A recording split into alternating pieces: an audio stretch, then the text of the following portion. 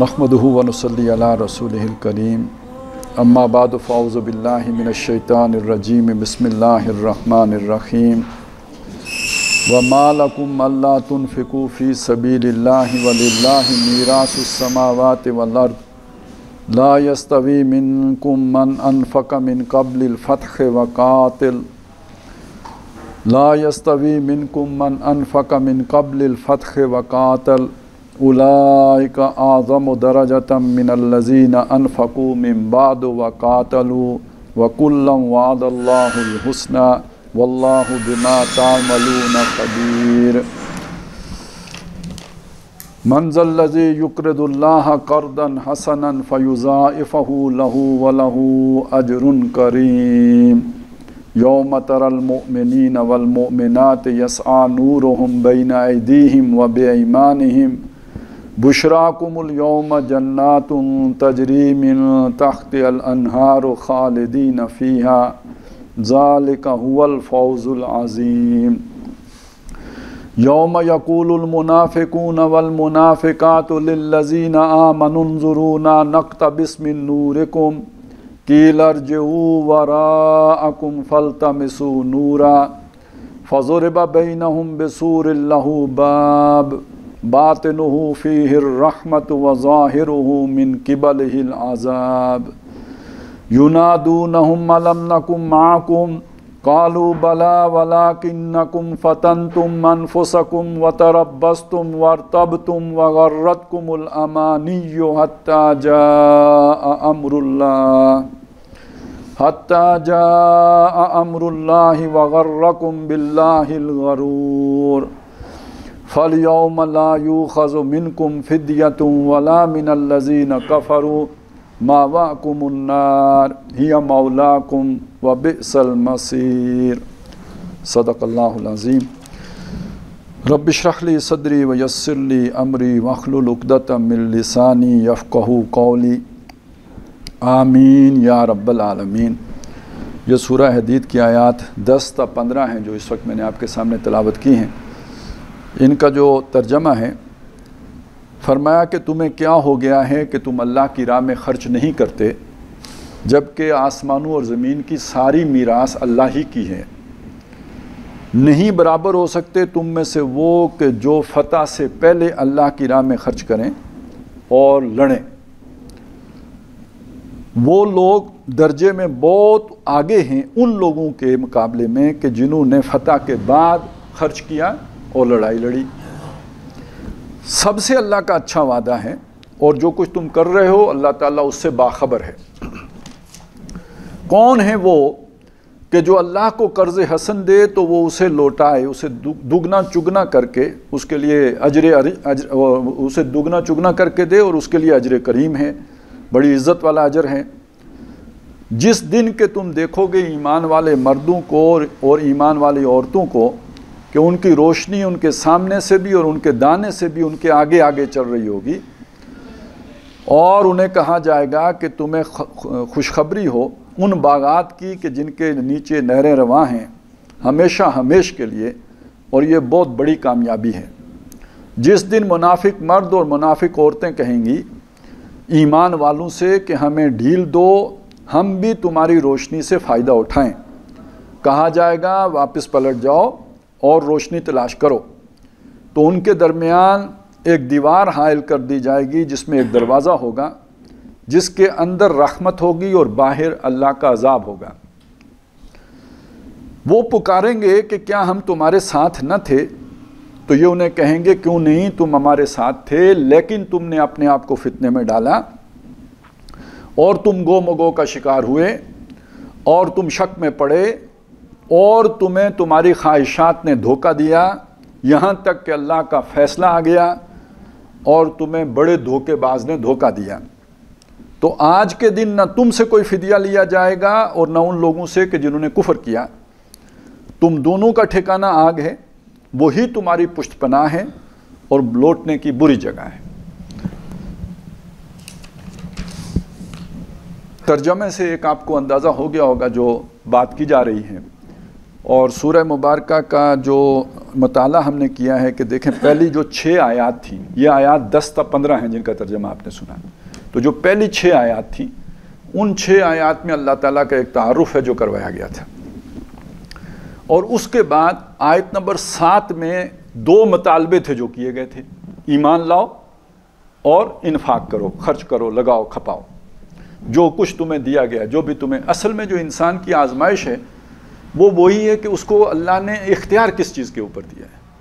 جس آدمی کو اللہ نے 2 آنکھیں نہیں دیں اس کی آنکھوں کی آزمائش نہیں ہے، جس کو اللہ تعالیٰ نے زبان نہیں دی اس کی زبان کی آزمائش نہیں ہے، تو جس کو زبان دی ہے اس کی زبان کی بھی آزمائش ہے، جس کو آنکھیں دی ہیں اس کی آنکھوں کی بھی آزمائش ہے۔ اب اس پر آپ قیاس کر لیجئے، جس کی دنیا اتنی سی ہے اس کی اتنی سی آزمائش ہے، جس کی دنیا اتنی ہے تو اس کی اتنی ساری آزمائش ہے، جس کا اختیار صرف اپنے وجود کے اوپر ہے اس کو اپنے وجود کا جواب دینا ہے، جس کے پاس اللہ نے اس کے 5 10 15 بیٹے کر دیے ہیں، کچھ اور اس کے جو توابع ہیں یعنی اس کے زیر سایہ کفالت، زیر کفالت، تو وہ ان کا پوچھا جائے گا۔ اسی طرح کوئی کسی کو کسی جگہ کا ذمہ دار بنایا جاتا ہے، کوئی عدالت کا چیف جسٹس صاحب ہے، کوئی فوج کا چیف آف آرمی سٹاف ہے، کوئی کسی ملک کا سربراہ ہے، تو جتنا بڑا اس کو اختیار ملا اتنا ہی بڑا اس کا حساب کتاب ہے۔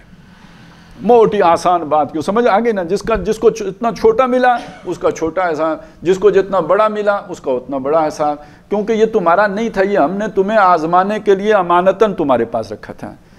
سورہ انعام کے آخر میں اس بات کو یعنی ایک آیت میں بیان کر دیا کہ هو الذی جعلکم خلائف الارض، وہی اللہ جس نے تمہیں زمین کے اوپر جانشین بنایا۔ خلیفہ کی جمع ہے خلائف، خلاف یعنی خلائف، خلیفہ کی جمع، خلائف الارض زمین کے جانشین بنا دیا، اس نے بنا دیا۔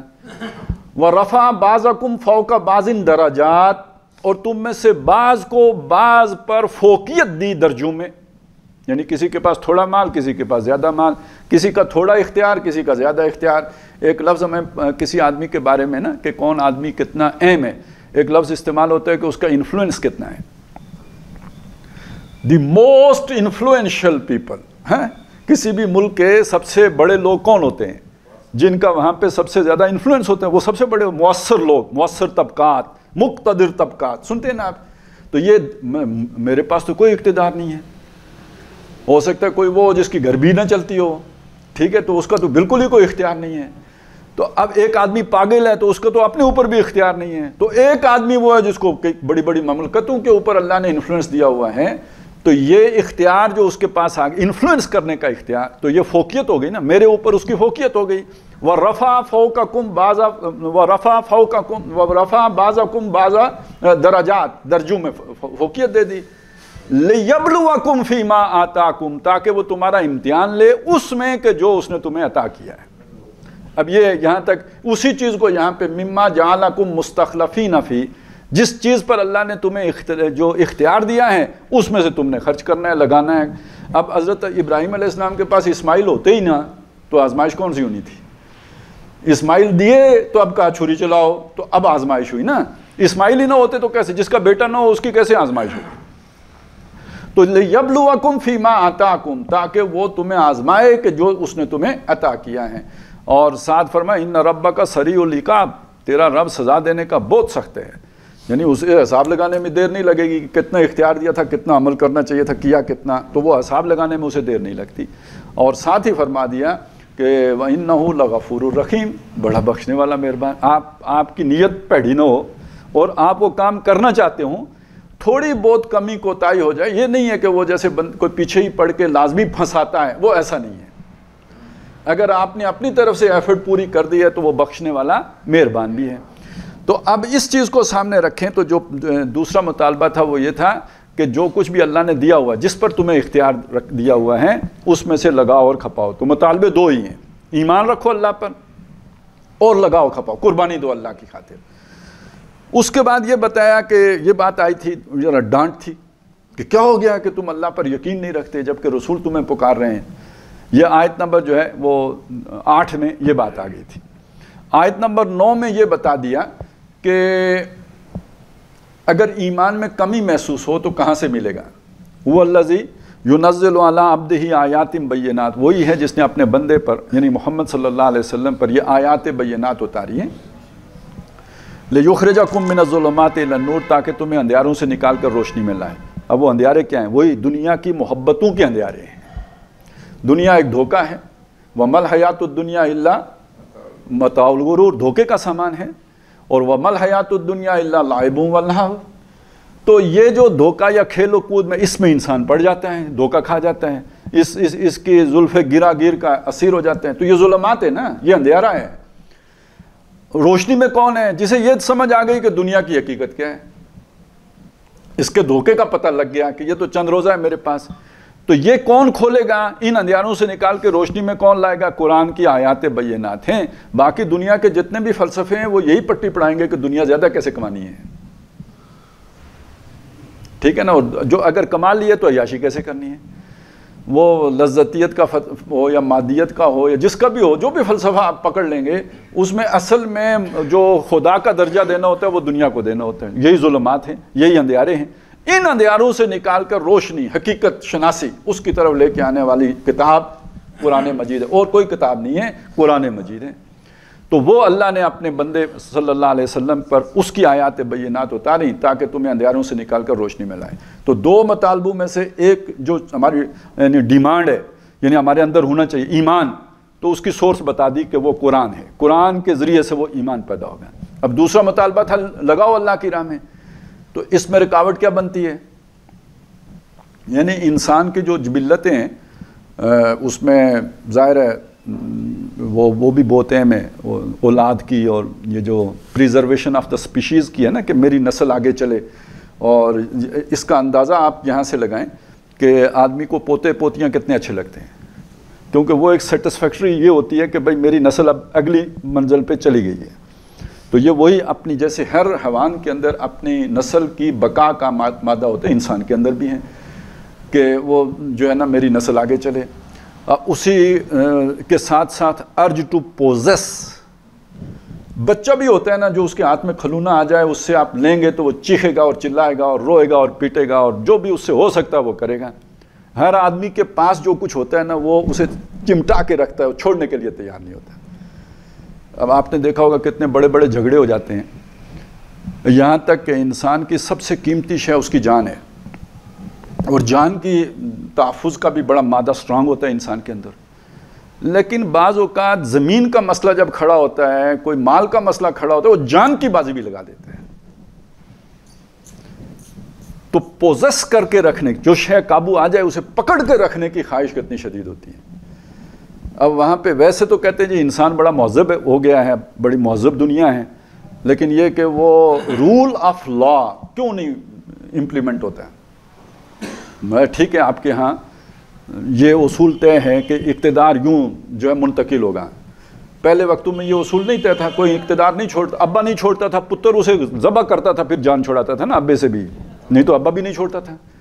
اب ہم دنیا نے کہا جی مہذب طریقہ کوئی نکالتے ہیں، لڑائی بڑائی کے بغیر اقتدار منتقل ہو جائے، لیکن آپ نے دیکھا نا جب لگا کہ ہمارے ہاتھ سے اقتدار نکل رہا ہے تو آکسفورڈ کے تعلیم یافتہ لوگوں نے بھی جو ہے نا وہ طریقے اختیار کیے جو یعنی کسی کتاب میں تو لکھے ہوئے نہیں ہیں، کیونکہ اقتدار چھوڑنا بڑی مشکل بات ہے۔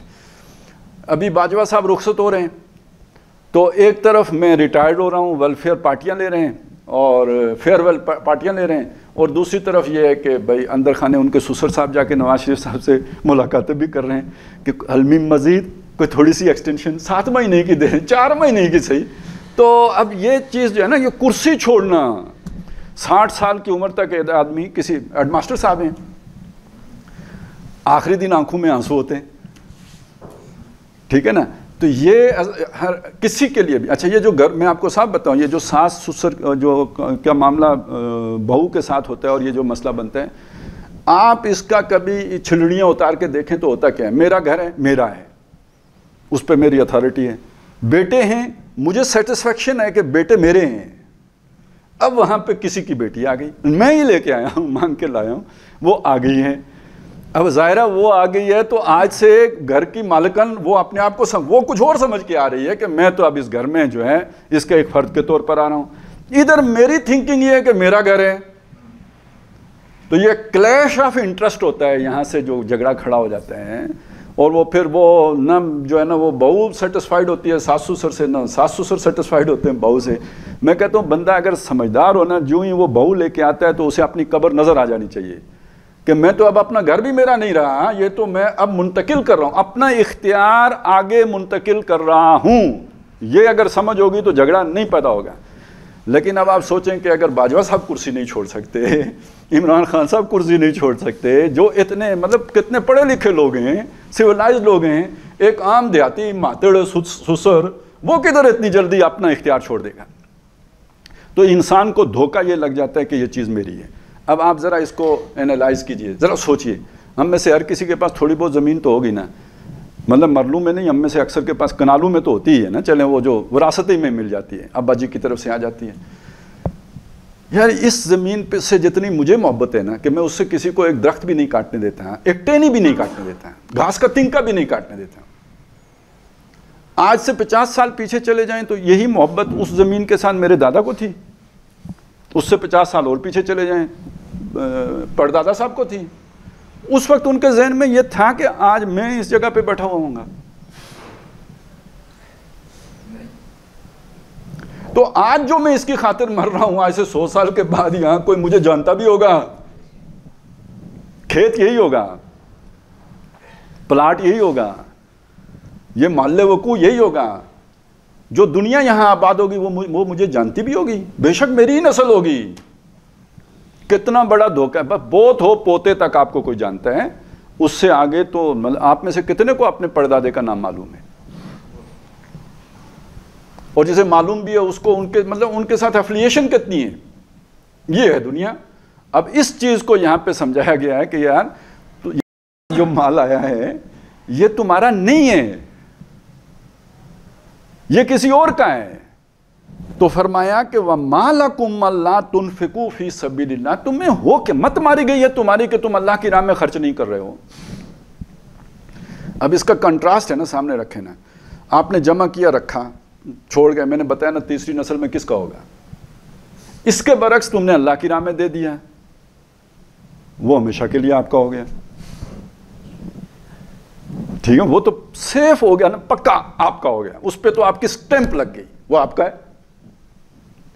آپ نے بچا کے چھوڑ گئے، وہ آپ کا نہیں ہے. اور میں نے بتایا تیسری نسل میں یاد بھی نہیں ہوگا کہ کس کا ہے. تیسری نسل میں تو خیر دیکھیے، یہ بھی عام جو شریف لوگ ہیں ان کی بات کر رہا ہوں. جس نے ہڑپ کر کے بنایا ہو نا، اس کا تو اب اگلی نسل ہی میں سارا اڑ جاتا ہے. آپ آگے پیچھے دیکھیے نا، جنہوں نے اس طرح ہاتھ پاؤں مار کے اور دوسروں کا قبضہ کر کے اس طرح بنایا ہوگا، اگلی نسل ہی میں اڑ جاتا ہے، کچھ نہیں باقی بچتا. ان کی اولاد ہی اتنی سیانی ہوتی ہے کہ وہ پھر یہی بہتر سمجھتی ہے کہ ابا جی کے مال پر عیاشی کی جائے، اور وہ اسے جو بھی اپنی عیاشیوں میں اڑا کے چھوڑتی. میں اس میں برکت ہی نہیں ہوتی، وہ کچھ بھی باقی نہیں بچتا، وہ پائی پائی کے محتاج ہو جاتے ہیں. تو کیا ہو گیا ہے تمہیں کہ تم اللہ کی راہ میں نہیں خرچ کر رہے؟ وَلِلَّهِ مِيرَاثُ السَّمَاوَاتِ وَالْأَرْضِ، حالانکہ آسمانوں اور زمین کی ساری میراث اللہ کی ہے. یعنی تم تو چھوڑ جاؤ گے، تم 60 سال کے لیے، وہ جو خلافت تھی نا جو تمہاری، وہ تمہیں 60 سال کے لیے دی گئی تھی. وہ تمہاری زمین کے اوپر تھی، یا تمہاری بیوی کے اوپر تھی، یا تمہاری اپنی جان کے اوپر تھی، یا تمہاری آنکھوں کے اوپر تھی، یا تمہارے ہاتھ اور پاؤں کے اوپر تھی. یہ 60 سال کی 70 سال کی خلافت تھی. اس کے بعد جو ہے نا، جنہوں نے وہ سونپا تھے ذمہ داری، انہوں نے وہ ذمہ داری واپس لے لی. سورہ انعام میں ایک بڑی پیاری آیت ہے کہ آخرت میں جب انسان اللہ کے سامنے کھڑے ہوں گے تو اللہ تعالیٰ جو خطاب فرمائیں گے ان سے، چونکہ پس منظر میں رکھیے یہ وہ لوگ ہیں جو یہ سمجھتے تھے کہ اللہ دوبارہ پیدا ہی نہیں کر سکتا. کیسے پیدا کرے گا؟ جب ہم مٹی ہو جائیں گے اور بالکل ریزہ ریزہ ہو جائیں گے تو کیسے دوبارہ بنیں گے؟ تو وہاں اللہ کھڑا کر کے کہے گا وَلَقَدْ جِئْتُمُونَا فُرَادًا، ہم تمہیں اکلوتا واپس لے کے آ گئے نا. سورہ کاف میں اس کے وہاں پہ فرادہ کا لفظ نہیں ہے. وَلَقَدْ جِئْتُمُونَا كَمَا خَلَقْنَاكُمْ أَوَّلَ مَرَّةٍ، ہم تمہیں لے آئے نا جیسے تمہیں ہم نے پہلے دفعہ بنایا تھا. سورہ کاف میں یہ فرمایا، لیکن سورہ انعام میں ایک لفظ اضافی آ گیا، وَلَقَدْ جِئْتُمُونَا فُرَادًا كَمَا خَلَقْنَاكُمْ أَوَّلَ مَرَّةٍ، ہم تمہیں اکیلا، فرد، فرادہ یہاں پہ فرد اکلوتا، تمہیں ہم اکلوتا واپس لے آ گئے نا، جیسے کہ ہم نے تمہیں پہلی دفعہ بنایا تھا۔ اس کا کیا مطلب ہے؟ دنیا میں انسان ایک اعتبار سے تو خیر اکلوتا ہی پیدا، لیکن جڑواں بھی تو ہوتے ہیں نا۔ لیکن دنیا میں بہرحال ماں باپ بھی ہوتے ہیں، آگے بہن بھائی بھی ہوتے ہیں، رشتہ دار بھی ہوتے ہیں، اسے اکلوتا نہیں کہہ سکتے۔ اکلوتے کا مطلب کیا ہے؟ نہ کوئی اوپر ہے نہ کوئی نیچے ہے، اکیلا بندہ۔ یہ تخلیق اس دنیا کی تخلیق سے پہلے کی عالم ارواح کی تخلیق ہے۔ وہ جو روح ہے وہ کسی کی بیٹی بیٹا نہیں ہے، وہ تو اللہ نے براہ راست بنائی ہے۔ خلقتہ بیدیہ، اس کو میں نے اپنے ہاتھ سے بنایا ہے، اپنے دونوں ہاتھوں سے بنایا ہے۔ تو اس کے ساتھ وہ پیدائش والا معاملہ نہیں ہے۔ اچھا، اس روح کے ساتھ جسم بھی نہیں ہے، وہ تو اکلوتی ہے نا، بالکل اکلوتی ہے۔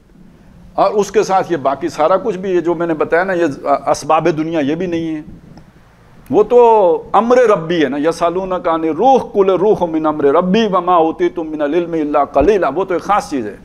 تو گویا جو آخرت میں وہاں پہ، بلکہ ایک نقشہ وہ بھی جو کھینچا ہے نا کہ یوم یفر المرء من اخی، جس دن انسان بھاگے گا اپنے بھائی سے، ایک تعلق گیا نا، وہ ہی وہاں بھی، ماں سے بھی بھاگے گا، باپ سے بھی بھاگے گا، وہ صاحبت ہی و بنی، بیوی سے بھی بھاگے گا، بیٹے سے۔ یہ سارے تعلقات منقطع ہو گئے تو اکیلا ہو گیا نا۔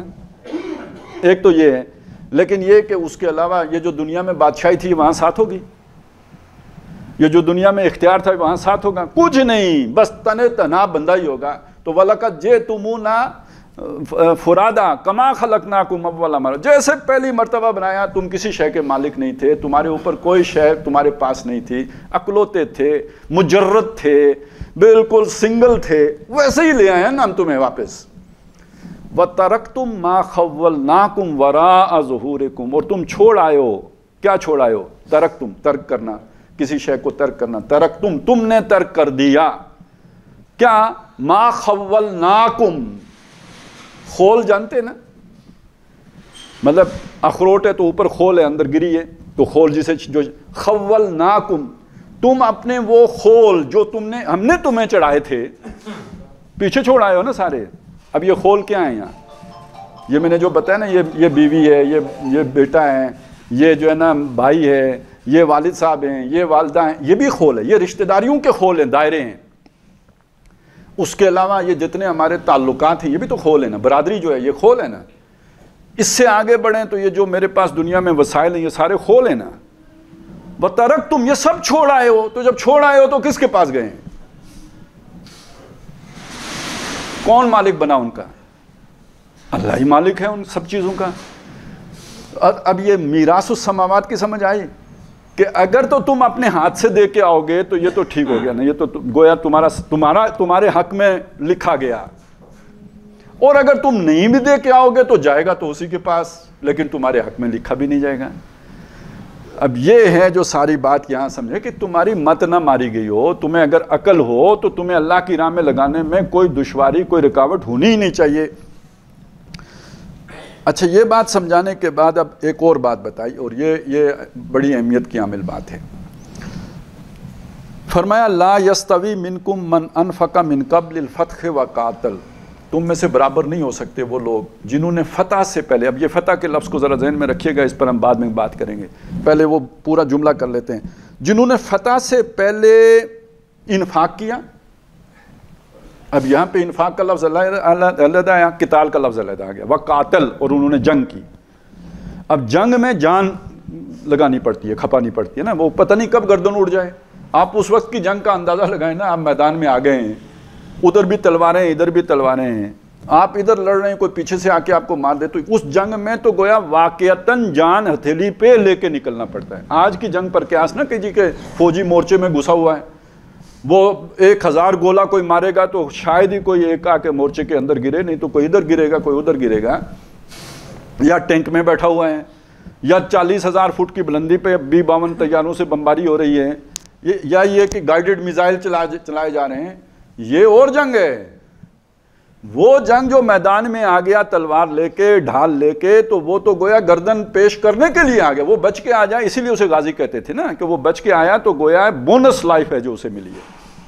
وہ تو اپنی طرف سے اپنی لائف، اپنی زندگی جھونک چکا تھا اللہ کی راہ میں، کوئی کسر نہیں چھوڑی تھی اس نے، وہ تو بچ گیا، بڑی وہ غازی ہے۔ تو اب یہ جو انفاق کے اندر دونوں چیزیں موجود تھیں، کیا؟ مال خرچ کرنا اور جان لگانا، لیکن یہاں آ کے اسے کھول دیا، یعنی جیسے وہ پرکار جڑی ہوئی تھی تو اس پرکار کے دونوں سرے کھول دیے کہ یہ انفاق کے دو مطلب ہیں، ایک مطلب ہے مال لگانا اور دوسرا مطلب ہے جان لگانا۔ چنانچہ قرآن مجید میں آپ کو جہاں جہاد کا ذکر آئے گا تو دونوں چیزیں مل کے نظر آئیں گی، انفاق مال اور بذل نفس اور اپنی جان کھپانا اس راہ میں۔ اور تجاہدون فی سبیل اللہ باموالکم وانفسکم، انہوں نے جہاد کیا اللہ کی راہ میں اپنے مالوں کے ساتھ، اپنے جانوں کے ساتھ۔ اچھا یہ بھی آپ دیکھیں گے بعض جگہوں پہ جان کا ذکر پہلے ہے، مال کا ذکر بعد میں ہے، بعض جگہوں پہ مال کا ذکر پہلے ہے، جان کا ذکر بعد میں ہے۔ اس میں کیا ربط ہے؟ جب بھی معاہدے کی بات آئے گی نا، بندے اور اللہ کا معاہدہ ہے، اس میں نفس کا ذکر پہلے آئے گا، مال کا بعد میں، کیونکہ جان زیادہ قیمتی شے ہے، اس کا ذکر پہلے، اور مال اس سے کم قیمتی شے ہے، اس کا ذکر بعد میں۔ ان اللہ اشترى من المؤمنین انفسهم واموالهم بان لهم الجنہ، بے شک اللہ نے خرید دیے ہیں اہل ایمان سے ان کی جانیں بھی اور ان کے مال بھی کہ بدلے میں انہیں جنت ملے گی، یہ سودا ہو گیا ہے۔ تو یہاں جان پہلے مال بعد، لیکن جہاں عام طور پہ جب نریٹ کیا جاتا ہے تجاہدون فی سبیل اللہ باموالکم وانفسکم، وہاں مال پہلے اور جان بعد میں۔ اور اسی طرح انما المؤمنون الذین آمنوا باللہ ورسولہ ثم لم یرتابوا وجاہدوا باموالہم وانفسہم فی سبیل اللہ۔ تو یہ مال پہلے جان بعد میں کیوں؟ جو اصول میں دیکھیں، پریورٹی میں دیکھیں تو جان پہلے ہونی چاہیے، مال بعد میں۔ تو یہ بعض جگہوں پہ مال کا ذکر پہلے کیوں آیا؟ اس لیے کہ عملی ترتیب میں جنگ بعد میں ہوگی، مال انفاق مال پہلے ہوگا۔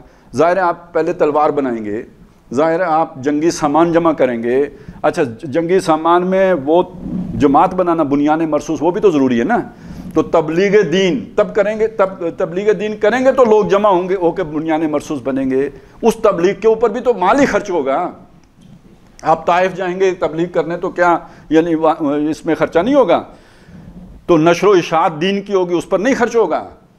تو یعنی جب آپ عملی ترتیب میں آئیں گے تو مال پہلے ہو گیا، جان بعد میں ہو گئی۔ لیکن جب آپ اسے خالص نظری طور پہ بیان کریں گے، ایک کانٹریکٹ کے طور پہ بیان کریں گے تو جان پہلے مال بعد، کیونکہ اس کی اہمیت زیادہ ہے۔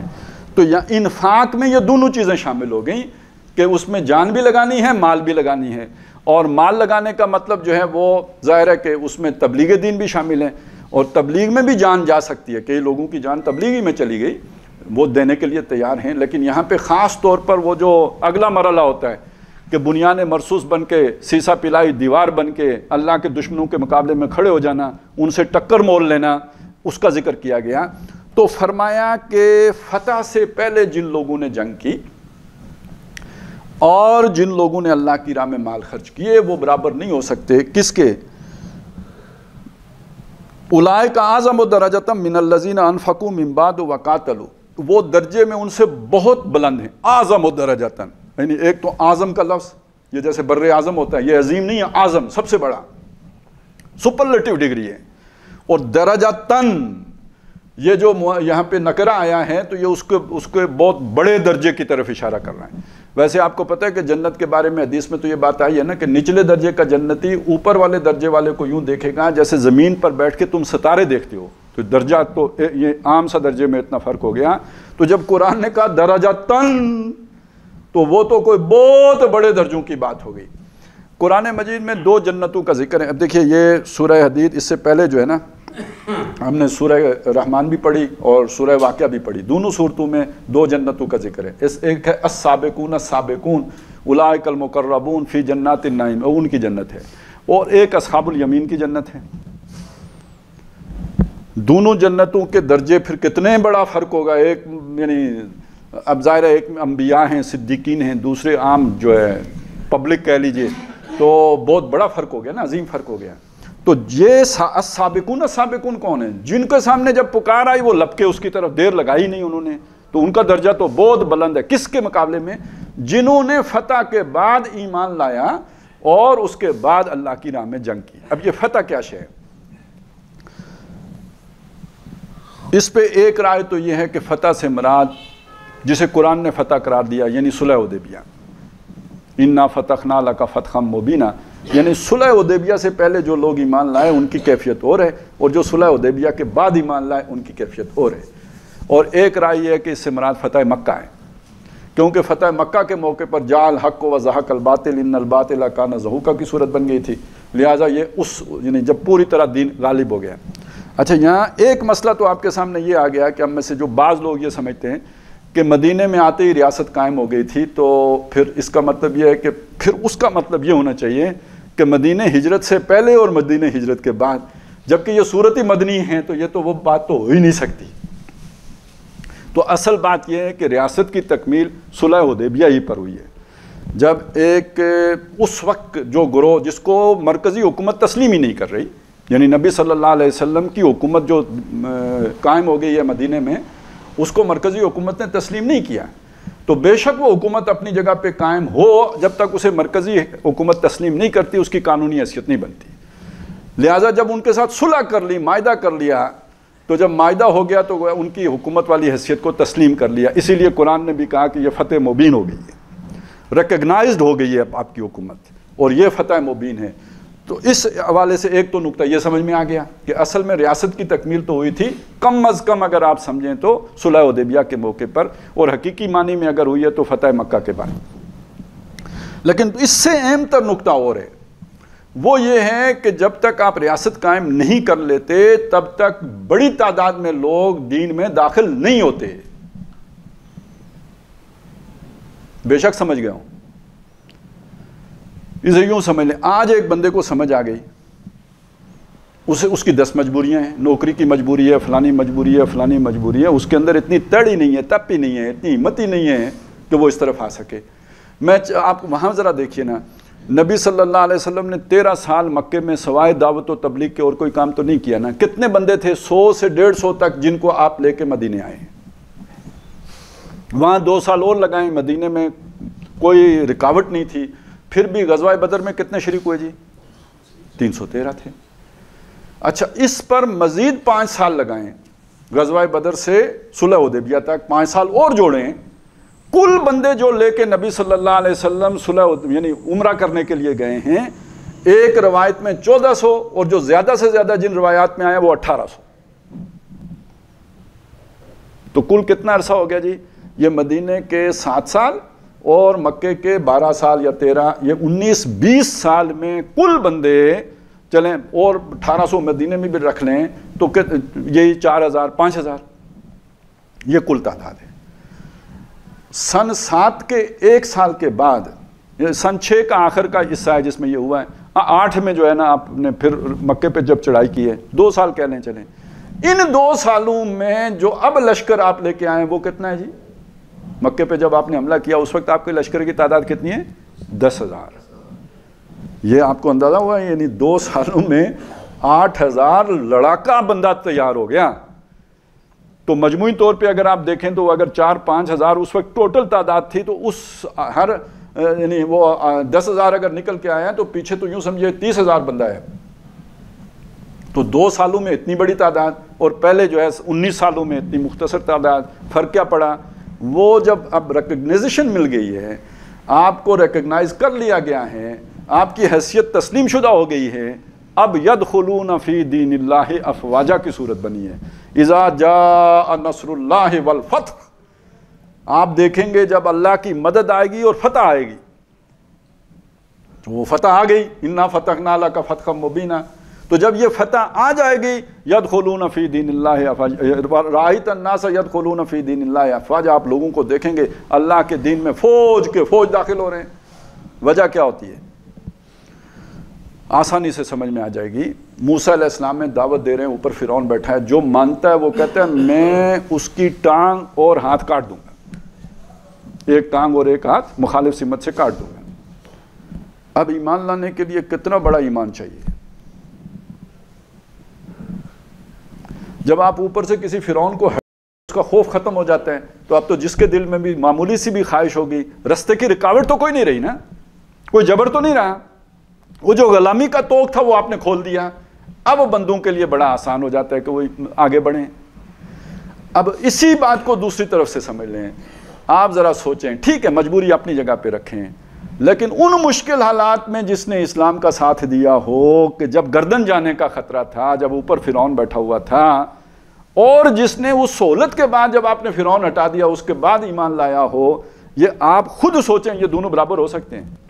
بس وہ بات ہے جو قرآن مجید نے بیان کی ہے کہ ابھی جو درجہ کمانے کا موقع ہے وہ درجہ آپ اس وقت نہیں حاصل کر سکتے جب فتح حاصل ہو جائے گی، جب آسانی ہو جائے گی اور دین پر آنا کوئی مشکل نہیں رہے گا۔ یہ دو درجے برابر نہیں ہو سکتے۔ اولئک اعظم درجۃ من الذین انفقوا من بعد وقاتلوا۔ اب یہ تو وہاں سے ہم نے سمجھ لیا، اب آ جائیں آج کے دور کی طرف۔ اسلام کے بارے میں یہ جان لیجئے، یہ والا اسلام یہ نبی صلی اللہ علیہ وسلم کے دور میں غالب ہوا۔ بہت جلد اس اسلام کے ساتھ کھڑے ہونے کا مطلب حسین کی طرح گردن کٹوانا تھا۔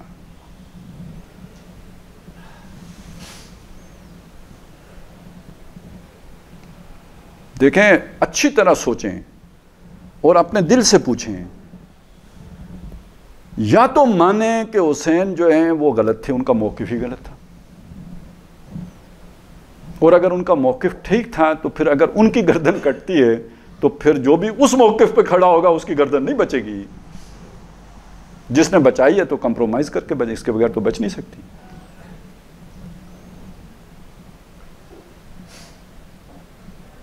یعنی حضرت ابو ہریرہ رضی اللہ تعالیٰ عنہ فرماتے ہیں، بخاری شریف میں حدیث موجود ہے، وہ کہیں نہیں گئی، موجود ہیں، کہ مجھے اللہ کے نبی سے علم کے دو برتن ملے، ایک میں نے خوب بانٹا، دوسرے کا ڈھکنا بھی نہیں کھولا۔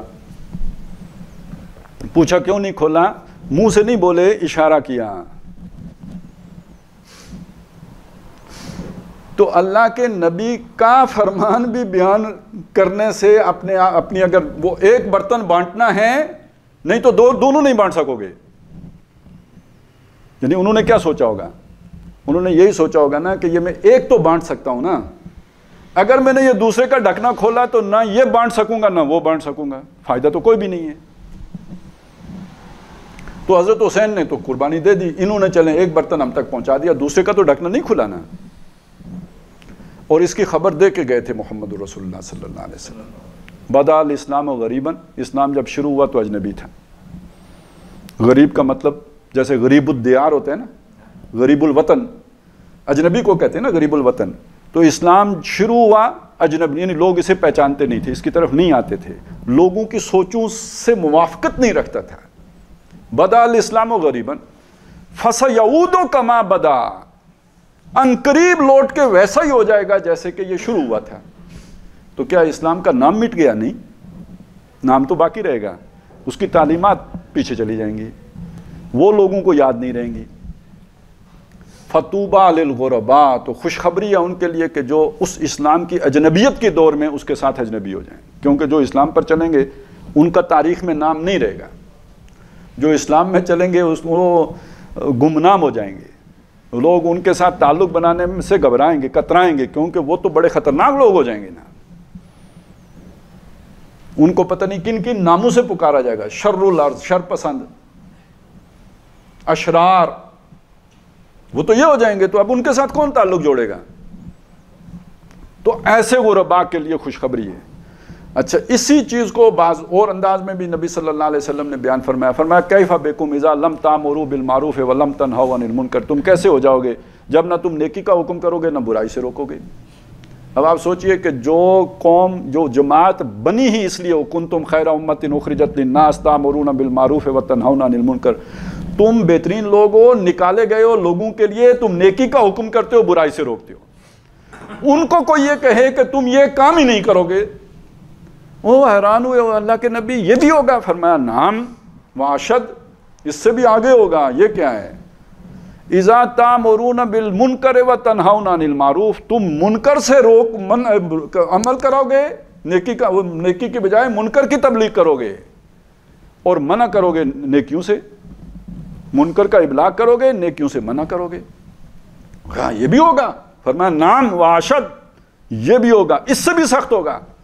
وہ سخت کیا ہوگا؟ اذا رأیتم المعروف منکرا والمنکر معروفا، تمہیں نیکی برائی محسوس ہوگی، ایسے ذہن الٹ ہو جائیں گے، نام اسلام کا ہے لیکن تمہیں نیکی برائی محسوس ہوگی، اور جو برائی ہے وہ تمہیں اچھائی محسوس ہوگی۔ دشمن کو بچوں کو پڑھا کے تو ان کے ذہنوں کو ایسا الٹا دیا جائے گا کہ انہیں مجنو نظر آئے گی اور لیلا نظر آئے گا، ٹھیک ہے نا؟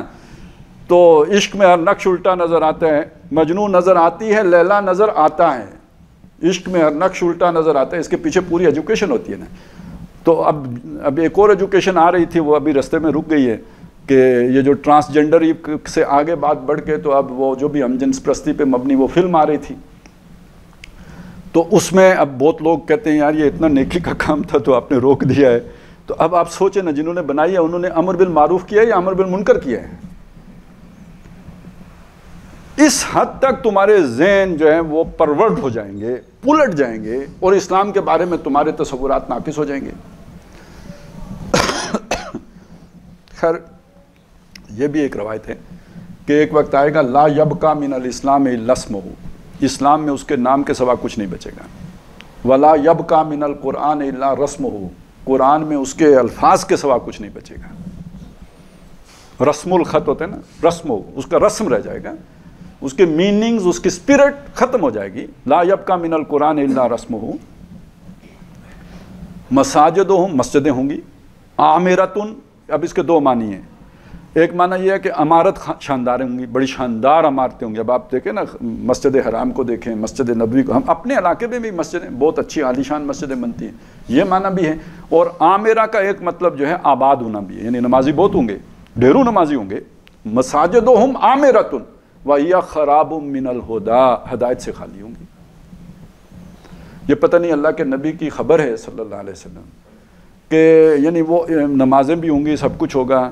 آپ قرآن مجید کھول کے بیٹھیں تو مسجد سے آپ کو لازماً کک آؤٹ کیا جائے گا، الا یہ کہ وہ آپ نے ہی بنائی ہو. باقی کسی کو کوئی ادار مستعار استعمال کرنے کی آپ کو اجازت نہیں ملے گی، ٹھیک ہے نا؟ یہ تو گویا یہاں پہ تو بڑا گناہ کا کام ہے جو آپ نے شروع کر دیے ہیں. عامرۃ یا خراب من الہدیٰ، الہدیٰ سے خالی ہوں. الہدیٰ تو ہے ہی قرآن مجید، اس سے خالی ہوں گی. اچھا یہیں پہ بات رکی نہیں، اس سے اگلا یہ سب ہوا جو عام طور پہ سناتے نہیں ہیں، کیونکہ ہمیں بھی تو جان عزیز ہے، لیکن یہ کہ چلیں اب آپ کو سنا دیتا ہوں کہ علماء ہوں جو اس وقت علماء کہلا رہے ہوں گے، شر من تحت عدیم السماء، اس آسمان کے نیچے کی سب سے شریر مخلوق ہوں گے.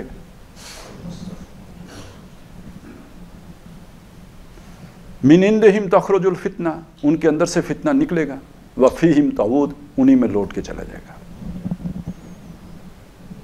اب یہ جو بھی فرقہ وارانہ چیزیں ہوتی ہیں، اب تو بات اس سے بھی آگے چلے گی نا، چھوٹی چھوٹی باتوں میں. ابھی پچھلے دنوں کراچی میں یعنی موبل لنک والے یہ آئے سروے کرنے کے لیے. کسی نے کہا جی ہمارے چھت کے اوپر وہ لگا دیں ٹاور، اس پہ پیسے ایسے ملتے ہیں. وہ مولوی صاحب کا گھر تھا، ٹھیک ہے. انہوں نے آ کے جائزہ لے کے انہوں نے کہا جی نہیں لگ سکتا. مولوی صاحب نے کوشش کی، وہ نہیں مانے، انہوں نے کہا نہیں لگ سکتا. اچھا آج کل جیسے یہاں پہ نہیں یہ مہم وہ چلی ہوئی افواہ کہ بھائی بچے اغوا ہو رہے ہیں، یہ شہروں میں بھی ہے. مولوی صاحب نے جا کے مسجد میں اعلان کر دیا کہ بچے اغوا کرنے والے یہ 2 بندے ہیں تو وہ بھاگ رہے ہیں، اور یہاں وہ لوگوں نے ان کو پکڑ کے مار مار کے قتل کر دیا. تو کسی بندے کو مروا دینا تو اب ان کے لیے کوئی مسئلہ ہی نہیں نا. یہ تو ابھی مطلب وہ بڑا لعنتی آدمی تھا، لیکن یہ کہ بہرحال اللہ نے مسلط کیا تھا تو کچھ اس سے بہتر بھی ہوا. یہ جو پرویز مشرف نے آ کے کوئی روک لگائی ہے، نہیں تو ان کے لیے جس طرح وہ جادی یہاں پہ پھر رہے تھے، جس کو مرضی گولی مار دیں، کون تھا ان کو پوچھنے والا؟ نے دیکھا ہے یہاں پہ اس سڑک کے اوپر ایکسیڈنٹ ہو گیا. اب وہ یعنی فوجی ہوگا، یونیفارم میں ہوگا، اس کی کسی کو شکایت بھی لگائیں گے.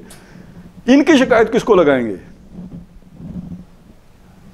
پولیس والا ہوگا، اس کو بھی کوئی خوف ہوگا یار کہ میرا کوئی محکمانہ کارروائی ہو سکتی ہے اگر میں کوئی ظلم کروں گا، زیادتی کروں گا. کچھ تو ایک کسی نہ کسی درجے میں کوئی اکاؤنٹیبلٹی کا نظام ہے. یہ جو پرائیویٹ جتھے پہلے ہوئے تھے، ان کی کہاں سے اکاؤنٹیبلٹی ہونی تھی؟ تو من عندہم تخرج الفتنہ وفیہم تعود. باقی یہ کہ آپ یہ جو جہاد کے نام پہ ہوا ہے، یہ دین کے ساتھ کتنا بڑا ظلم ہوا ہے، یہ ہمارے دینداروں کو بھی نہیں پتہ ہے. لیکن میں آپ کو صرف اتنا بتاتا ہوں کہ نبی صلی اللہ علیہ وسلم کے لیے تو ایک چڑیا کا خون لینا بھی آسان کام تو نہیں تھا نا. بے مقصد چڑیا کا خون بہانا بھی آپ نے پسند تو نہیں کیا نا. انسان مسلمان ہی نہیں، کوئی کافر مار دینا بھی کوئی اتنا پسندیدہ عمل نہیں ہے. یہ ناگزیر جب ہو جائے اور بڑا آرگنائزڈ ہو، یعنی اس کا وہ نتیجہ خیز ہو، تب آپ کو اجازت دی گئی. اللہ نے اگر 15 سال محمد الرسول اللہ کو نہیں اجازت دی تو یہ کوئی اتنا آسان کام تو نہیں ہے کہ آپ جب مرضی شروع کر دیں. اس کی 2 شرطیں فقہا نے بیان کی ہیں. ایک شرط یہ کہ آپ کے پاس اتنی طاقت ہو کہ جس مقصد کے لیے جنگ کر رہے ہیں وہ مقصد حاصل کر سکیں، اور دوسرا یہ کہ اس کے بعد ڈسپلن قائم رکھ سکیں. نہیں سمجھے؟ یہ اب سمجھ لیں آپ، عراق میں اگر فساد مچا کے حکومت ختم کر دی یا لیبیا میں ختم کر دی، اس کے بعد کوئی نیا آرڈر قائم نہیں ہو سکا تو کتنا بڑا فساد ہے جو ہو گیا ہے. اسی پر قیاس کر لیں، ہمارا ملک ہے بھائی، جو جیسے بھی ہیں، زرداریے ہیں اور فلانے چور ہیں، ڈمکانے ہیں، ایک آرڈر ہے نا جس کے تحت یہ سارا نظام چل رہا ہے. پولیس ہے، محکمے ہیں، سارا کچھ ہے، کرپشن ہے، سب کچھ ہے، لیکن ایک قانون بھی تو ہے نا جس میں ہم زندہ ہیں. کل یہ آرڈر ہی باقی نہیں رہتا، جسے طوائف الملوکی کہتے ہیں، انارکی ہو جاتی ہے، تو پھر تو جس کی لاٹھی اس کی بحث ہوگی نا. وہ اس سے ورس سچویشن ہے. تو ایک کفر کا نظام جس میں لا اینڈ آرڈر مینٹین ہو، وہ اس نظام سے بہتر ہے کہ جس میں لا اینڈ آرڈر ہی ختم ہو جائے. تو آپ کو جہاد کرنے کی اجازت تب ہے کہ جب ایک تو اس کفر کے نظام کو اکھاڑ سکتے ہو، اتنی طاقت ہو، محض بلیڈنگ کے لیے نہیں، اسے اکھاڑ کے پھینک سکتے ہو، اتنی طاقت ہو، اور اس کے بعد ایک نیا نظام قائم کر سکتے ہو. یہ نہیں کہ اسے ختم کر کے تو اس کے بعد آوارگی ہو جائے اور ٹوٹل ڈسٹرکشن ہو جائے. یہ اس کی اجازت نہیں ہے. یہ 2 شرطیں فقہا نے لگائیں. اس کے باوجود لوگوں کے نوجوان بچے ہوتے ہیں، یہ ایک ایج ہوتی ہے، اس ایج میں انسان بے خطر کود پڑا آتش نمرود میں، عشق عقل ہے میوے تماشائے لبِ بام ابی، وہ تو اپنے جذبے پہ اللہ کے ہاں مراد پائے گا. مطلب وہ ایج میری تھی، میں یا میرے جیسے کہیں تھے جو گئے اللہ کی راہ میں مارے گئے، ان کا اجر تو ہم سمجھتے ہیں اللہ کے ہاں محفوظ ہو، ان کی تو سمجھ ہی اتنی تھی. لیکن میں جو بات کر رہا ہوں وہ کس کی کر رہا ہوں؟ جنہوں نے یہ نعرے لگائے اور جنہوں نے ان کاموں میں لوگوں کو ڈالا. نتیجہ کیا نکلا؟ کشمیر سے یو ٹرن. یہی اس لیے مروائے تھے لوگوں کے بچے. اب یہ ادھر مرے ہوں یا ادھر مرے ہوں، اور کافر مرے ہوں کہ مسلمان مرے ہوں، یہ جو خون ہے یہ کس کی گردن پہ ہے؟ میں تو اس سے آگے بھی بالکل کھل کے بات کرتا ہوں. اگر لال مسجد والوں نے اقدام کیا تھا اور اس کے نتیجے میں اتنے لوگ مارے گئے، پرویز مشرف مجرم ہے، لیکن مولوی عبدالعزیز صاحب بھی مجرم ہیں. کہ آپ کی وہ طاقت نہیں تھی تو کیوں یہ لوگ مروائے ہیں پھر؟ اور یہ بات اس سے آگے تک، مطلب مولانا مودودی نے 1947 میں، چونکہ وہ بہرحال اس طرح سے حکومت بنانے کے حق میں نہیں تھے، تو انہوں نے قائد اعظم کے مقابلے میں یہ بات کہی تھی کہ لاکھوں لوگ مریں گے اور ان کا خون اسلامی قیادت کی گردن پر ہوگا اگر اسلام نہ آیا تو پاکستان تو بن گیا، اسلام تو نہیں آیا. تو اس اعتبار سے آپ بات کو سمجھ لیں کہ یہ فتنہ کوئی ہر طرح کا فتنہ ہے نا. یہ دور ہے جس میں میں اور آپ جی رہے ہیں. لا یبقى من الاسلام الا اسمہ ولا یبقى من القرآن الا رسمہ. فتنے ہیں، اور جیسے حدیث میں آیا کہ تسبیح کے دانوں کی طرح، جیسے دھاگا ٹوٹ جائے تو اب دانے گرتے ہیں، یک بارگی گنتے ہیں، سارے گرتے ہیں، اس طرح فتنے ہوں گے. اور اتنے ہوں گے کہ ایک آدمی صبح کو اگر مومن ہوگا تو شام تک کافر ہو چکا ہوگا، اور شام کو اگر مومن ہوگا تو صبح تک کافر ہو چکا ہوگا. اس یلغار کی صورت میں فتنے آ رہے ہوں گے. اب آپ سوچئے، یہ اسلام کی فتح کا تو دور نہیں ہے نا، یہ اسلام کی مغلوبیت کا دور ہے. اے خاصائے خاصان رسول وقت دعا ہے، امت پہ تیری آ کے عجب وقت پڑا ہے. وہ دین کے جو بڑی شان سے نکلا تھا وطن سے، پردیس میں وہ آج غریب الغربا ہے. تو جہاں پہ یہ بڑی ورس سچویشن ہے تو وہاں پہ دیکھیں چانس کتنا بڑا ہے. لا یستوی منکم من انفق من قبل الفتح وقاتل اولئک اعظم درجۃ من الذین انفقوا من بعد وقاتلوا. حضرت مہدی آ چکے ہوں، حضرت مسیح آ چکے ہوں، پوری دنیا میں اللہ کے دین کا ڈنکا بج چکا ہو، اس کے بعد جو ایمان لائے گا اس سے درجہ بہت بلند ہوگا ان کا کہ جو اس سے پہلے آج جو اس کے لیے محنت کریں گے، آج جو اس کے لیے کوشش کریں گے، آج جو اس کے لیے اپنا تن من دھن لگائیں گے، جیسے کہ یہ مطالبہ آیا ہے. اولئک اعظم درجۃ من الذین انفقوا من بعد وقاتلوا وکلا وعد اللہ الحسنی، سب سے اللہ کا بہترین وعدہ حسنہ، اصل میں یہ بھی سپرلیٹو ڈگری ہے، احسن کی مؤنث ہے حسنہ، جیسے اکبر کی کبریٰ تو اسی طرح احسن کی حسنہ، یعنی بہترین وعدہ ہے سب سے، کہ جو بھی جب بھی ایمان لائے وعدہ اس کے ساتھ اچھا ہے، یہ نہیں کہ وہ کوئی دوزخ میں چلا جائے گا، یہ نہیں کہ اس کی باز پرس ہے، لیکن یہ کہ وہ درجہ بلند جسے مل گیا، جس نے اسلام کی غربت کے دور میں اسلام کا ساتھ دیا، اس کے آس پاس بھی نہیں پھٹک سکتے وہ کہ جو بعد میں ایمان لائے اور جو بعد میں فتح کے بعد اور اسلام کے غلبے کے بعد اسلام کے سپاہی بنے۔ واللہ بما تعملون خبیر، اور جو کچھ تم کرتے ہو اللہ تعالیٰ اس سے باخبر ہے، آگاہ ہے، خوب جانتا ہے۔ یعنی آپ اسے یوں سمجھ لیجئے نا کہ ایک سپاہی ہے کسی مورچے میں، تو آزاد کشمیر کا کوئی جنگل ہے، اس میں وہ مورچے میں بیٹھا ہوا ہے، وہ وہاں پہ داد شجاعت دے رہا ہے، تو میجر صاحب تو کہیں کسی اور بنکر میں بیٹھے، انہیں کیا پتا کہ وہ سپاہی کتنی جاں فشانی سے لڑا ہے اور کتنی بہادری سے لڑا ہے۔ اچھا صدر مملکت کو کیا پتا؟ لیکن اگر آپ اللہ کے لیے لگے ہوئے ہیں، آپ کو کانٹا بھی چبھے نا تو اللہ سے تو اوجل نہیں ہے، آپ کو کوئی معمولی سی بھی پیاس لگی تو اللہ سے تو اوجل نہیں ہے، وہ سب سے خبر رکھتا ہے۔ تو آپ کی کوئی تکلیف، آپ کی کوئی جو مشقت آپ نے اللہ کی راہ میں اٹھائی ہے، آپ کی کوئی قربانی جو دی ہے اللہ کی راہ میں، اللہ سے اوجل نہیں ہے۔ اطمینان رکھو، دل کو مطمئن رکھو کہ جو بھی تم اس راہ میں مصیبتیں جھیل رہے ہو، سب اللہ ان سب سے واقف ہے، باخبر ہے۔ واللہ بما تعملون خبیر۔ بارک اللہ لی و لکم فی القرآن العظیم ونفعنی و ایاکم بالآیات والذکر الحکیم۔